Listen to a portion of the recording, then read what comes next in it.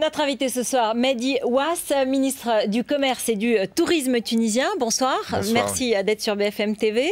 Vous êtes né à Marseille, oui. Et vous avez été chef d'entreprise à Paris, oui, dans le domaine de l'informatique notamment, et vous êtes retourné en Tunisie pour aider votre pays à se relever après la Révolution et à relever son économie. Oui. Bienvenue donc sur ce plateau. On respire, on manifeste, on proteste, on parle librement en Tunisie, mais on en part aussi. Et en Europe, je pense que on est nombreux peut-être, à être surpris. Pourquoi est-ce qu'on part encore de Tunisie alors que la démocratie est revenue? Vous pouvez nous l'expliquer? Oui, bien sûr. En fait, ceux qui partent aujourd'hui sont ceux qui sont dans la situation la plus fragile, ceux qui ont été lésés depuis plus de 10, 20 ans et qui sont désespérés et qui se disent l'Eldorado est peut-être dans le nord et non pas dans le sud. Il y a une révolution qui s'est faite en Tunisie, mais encore une fois, la Tunisie reste un pays du sud avec une vraie fracture sociale à résorber. Et le gouvernement tunisien est en train aujourd'hui de redoubler ses efforts pour redonner espoir à ces Tunisiens. Malheureusement, ceux qui sont les plus fragiles quittent le pays. On dit aussi peut-être que le régime tunisien nouveau, traversé par des contradictions, des manifestations, etc., peut-être est moins efficace à réguler l'immigration clandestine, difficile. Là, il y a deux choses. C'est évident qu'aujourd'hui, nous sommes concentrés à la reconstruction du pays, à la relance économique. Alors peut-être qu'on regarde où on protège un petit peu moins nos frontières et elles sont un petit peu plus poreuses. Néanmoins, il faut aussi qu'on assume nos responsabilités. L'immigration clandestine n'est pas une bonne solution, ni pour la Tunisie, ni pour l'Europe, qui refuse ces immigrés. Et je pense avec conviction que la solution n'est pas coercitive, mais elle est réellement dans l'espoir que l'on doit redonner très rapidement en montrant que des décisions importantes sont prises et que la Tunisie est en train de se relancer et qu'elle a besoin de tous ses enfants pour reconstruire la Tunisie de demain. Et notamment que la saison touristique reparte pour que l'économie reparte, parce qu'il y a des phrases qui font un peu peur. Il y a un papier dans Le Monde très intéressant, la dépression de la Révolution, où il y a des gens qui disent mais bon, la sécurité n'est plus assurée, le pays est au bord de la banqueroute. Voilà, c'est aussi ça, l'inquiétude. Voilà, que des bonnes nouvelles, que des bonnes nouvelles. Alors, c'est sûr qu'on a fait une révolution, ça n'a échappé à personne, et quand on fait une révolution, on chamboule un petit peu le pays et on déséquilibre l'économie. Donc aujourd'hui, cette révolution est passée. Alors, premier message important, il n'y a pas de problème de sécurité en Tunisie, c'est terminé, c'est fini, et on ne prendra aucun risque sécuritaire sur les touristes. Par contre, il y a une économie qui est ébranlée, il faut qu'on relance cette machine, et le tourisme en est un des points très importants. C'est pour ça qu'il faut réellement que l'on ait un afflux massif, et là on sera ravis de les accueillir, des touristes en Tunisie assez rapidement. On va en reparler, mais je reviens évidemment sur l'actualité d'aujourd'hui, puisque c'est Nicolas Sarkozy et Silvio Berlusconi qui ensemble ont demandé la réforme, la remise en question un peu des accords de Schengen qui permettent la libre circulation des personnes. Thierry Mariani, qui est ministre des Transports et qui est élu du Sud, est en direct avec nous et il va répondre un petit peu là-dessus. Mais peut-être d'abord vous, comment le prenez-vous? Est-ce que vous le sentez comme une agression de la part de deux pays européens plutôt amis et plutôt proches face à la Tunisie? Non, une agression, certainement pas. Deux pays amis, oui, c'est la tradition. L'Italie et la France font partie des pays amis. Maintenant, je suis ministre du Tourisme, mais aussi du Commerce. Et au niveau du commerce, remettre en cause Schengen, c'est réellement handicaper la relation commerciale que la Tunisie peut avoir avec l'Europe, parce que je vois mal des hommes d'affaires tunisiens faire 4 visas pour un business trip qui les conduirait de Paris à Rome, en passant par Bruxelles, Madrid ou Berlin. Donc là, il faut réellement bien mesurer les conséquences d'une telle orientation, mais j'ai l'impression que le message qu'a donné le président Sarkozy va pas dans ce sens-là, et donc me rassure. Alors on va retrouver Thierry Mariani, merci d'être en direct avec nous depuis votre ministère, donc au transport, et je le disais, vous êtes un élu du Sud, et donc peut-être en première ligne devant quoi, quelques milliers de migrants tunisiens aujourd'hui. Est-ce que ça vaut vraiment la peine de remettre en question les accords de Schengen? Est-ce que la France, l'Italie, l'Europe ne sont pas capables d'intégrer, de recevoir temporairement un certain nombre de migrants tunisiens?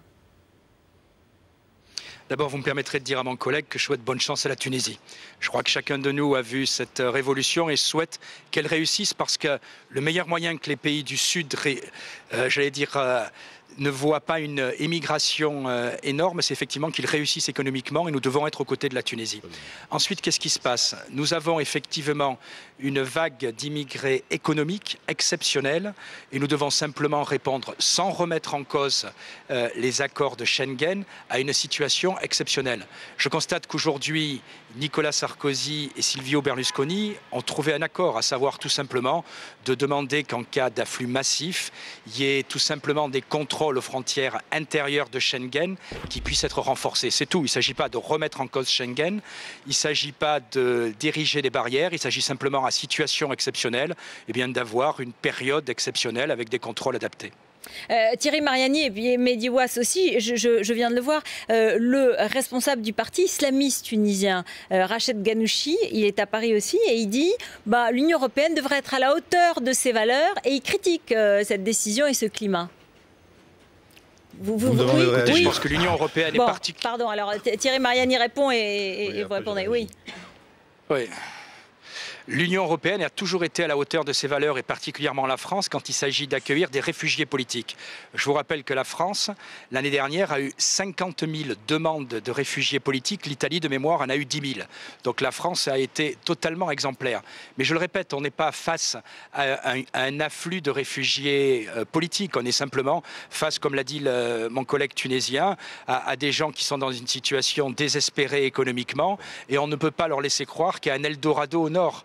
Je crois que la solution, c'est effectivement d'aider les pays du Sud à se développer le plus possible et de dire aussi très clairement, attention, une immigration débridée n'est pas la solution. En tout cas, nous ne pouvons pas l'accepter. Mehdi Ouass. Alors, d'abord, merci pour votre réaction, chers collègues, cher Thierry. Je pense que la situation est exceptionnelle et qu'à situation exceptionnelle, on doit avoir des mesures exceptionnelles.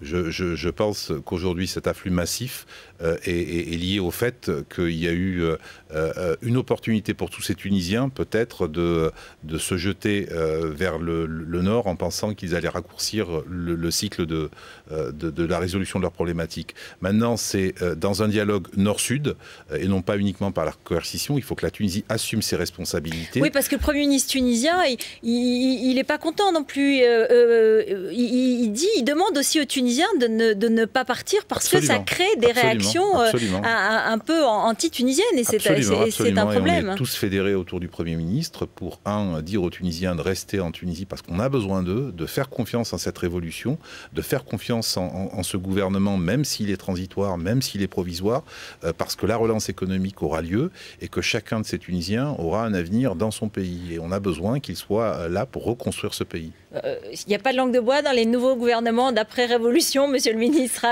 Qu'en pensez-vous? Je me pose un peu la question, parce que c'est difficile quand même. Vous le reconnaissez vous-même, la situation économique, la saison touristique par exemple, est difficile. Écoutez, la situation est très difficile, mais nous avons fait une révolution. La révolution a un coût. Et quel qu'en soit le coût, je pense que la Tunisie de demain est infiniment plus belle, plus merveilleuse que celle d'hier. Donc franchement, ce n'est pas de la langue de bois, c'est vraiment beaucoup d'espoir pour ce pays. C'est un pays formidable, c'est un pays qui a une situation géographique exceptionnelle. J'aime à dire qu'on est au centre du monde, parce que c'est vrai, mais c'est vrai pour tous les pays, mais on est au centre de la Méditerranée, au confluent de 3 continents, l'Europe, l'Asie et l'Afrique. Et nous avons une tradition et une culture. Je rappellerai que la Tunisie a 3000 ans d'histoire, qu'elle a donné son nom à l'Afrique. Le nom ancien de la Tunisie est Fliria, et que c'est en Tunisie qu'est née la première constitution libre et démocratique, celle de Carthage. Toute cette histoire va ressurgir et je pense que notre avenir va être formidable. Mais le bouillonnement politique auquel on assiste, il peut donner le meilleur, mais aussi le pire. À nous de faire en sorte qu'il donne le meilleur. Et j'ai énormément confiance en ce peuple tunisien. Vous savez, c'est une révolution populaire, elle est venue par le bas, et le peuple tunisien ne s'est pas trompé. Et à chaque fois qu'il a mis de la pression sur le gouvernement, c'est vrai que ses choix étaient judicieux. Donc moi, je pense que nous sommes aujourd'hui libérés. Nous avons signé toutes les conventions de respect des droits les plus élémentaires, et nous sommes sur la voie de la démocratie. Il faut que nous réussissions ces élections. Pour réussir ces élections, il faut que nous réussissions à relancer la mécanique économique pour que le débat qui va s'installer installer ces 2 ou 3 des élections prochains mois. législatives qui vont donner... C'est une constituante, c'est pas une élection législative. C'est C'est-à-dire que nous avons fait le pari qu'il fallait d'abord changer notre constitution avant d'engager les élections présidentielles et législatives. Et donc réécrire la constitution pour rééquilibrer les pouvoirs et réellement être une vraie démocratie libre et respectant le droit international. Et franchement, je vous invite à venir nous rendre visite. La transformation que subit la Tunisie est exceptionnelle et j'ai une vraiment très grande confiance, sans aucune langue de bois. Vous savez, j'ai tout quitté ici pour aller rejoindre mon pays. C'est parce que j'y crois énormément. Thierry Mariani, vous allez partir en vacances en Tunisie cet été? Oui, à vos propres frais. Hein. Écoutez, j'y suis déjà... J'y suis, ah oui, à mes frais si j'y vais. Non, je vous rassure, j'y suis déjà allé, j'en garde un excellent souvenir. Et notamment, je me souviens de la gentillesse du peuple tunisien. Donc moi, je souhaite que cette révolution réussisse. Qu'il y ait une période difficile, c'est normal. Une révolution, ça n'a jamais été une baguette magique. Qu'il y ait une période difficile, je crois que la France doit être aux côtés de la Tunisie. On a un problème à régler en commun. Je pense que les mesures proposées au niveau européen sont une solution transitoire. Mais la solution définitive, elle est effectivement dans la réussite de cette révolution. Donc tous mes vœux de réussite au peuple tunisien. Merci. Merci Thierry Mariani d'avoir été donc en direct avec nous. Un dernier mot sur les initiatives que vous prenez sur le tourisme tunisien. Est-ce qu'il y a des choses nouvelles? Oui, juste un complément d'information. La révolution, elle a réussi. C'est fini. C'est un aller simple. On ne reviendra pas en arrière. Maintenant, ce qu'il faut que l'on fasse, c'est qu'on réussisse cette transformation, c'est-à-dire qu'on devienne un pays réellement démocratique en réussissant les élections. Oui, vous avez fait voter la parité. Vous êtes, il y a des choses très importantes qui se mais la révolution, elle est terminée. Le peuple tunisien n'acceptera plus une dictature en Tunisie, n'acceptera plus que sa dignité et ses droits soient bafoués. C'est clair, net et irrévocable. Et ça, c'est réellement à prendre en considération. Et c'est pour ça qu'aujourd'hui, moi, j'invite tous les Français à venir passer leurs vacances en Tunisie parce qu'ils vont aller à la rencontre d'un peuple tunisien fier qui s'est réveillé et qui est fort de 3000 ans d'histoire, de tradition, de culture. Et c'est ça qu'on a envie de partager. Les plages sont toujours aussi belles. Le soleil, alors vous avez annoncé une bonne nouvelle pour moi. La météo se dégrade en France. Donc venez massivement en Tunisie. Donc les pages sont toujours aussi belles, mais la vraie libération, c'est celle du peuple, et au travers de ce peuple, sa culture, ses traditions, et c'est cette rencontre qu'on a envie de voir se réaliser cet été et tout au long de l'année. Et donc la saison, concrètement, cet été, vous pensez que vous pourrez remonter la pente ? Oui, moi, on est très mal parti. Tous les indicateurs sont au rouge. Mais comme je l'avais dit au Premier ministre lors d'un de nos entretiens, je ne peux pas faire pire. Donc, je ne peux que progresser. Et je pense qu'on va tous s'y mettre pour garantir le meilleur accueil à tous les touristes qui ont envie de venir partager avec nous cette nouvelle Tunisie. Dans la sécurité, parce que c'est ça l'inquiétude. Hein. Écoutez, la sécurité ne fait plus de débat en Tunisie, on ne prendra aucun risque sécuritaire. Ça fait très longtemps qu'on maîtrise la sécurité. En Tunisie, aucun établissement touristique n'a été touché pendant la Révolution. Et nous allons mettre en place des dispositions qui sont classiques parce que le peuple tunisien n'est pas belliqueux. Vous avez vu, cette révolution, elle s'est faite assez rapidement. C'est pas dans nos traditions. Je veux dire, si on veut remonter à la dernière guerre, je pense qu'il faut aller remonter aux guerres puniques. Depuis, on est pacifique. Alors, on va continuer. Merci beaucoup, Mehdi Ouass, d'être venu sur le plateau de BFM TV. Dans un instant, bien sûr, le journal de Mathieu Coache et notre débat du mardi. Malek Bouti, Christine Boutin, on va notamment parler du pass contraception. À tout de suite.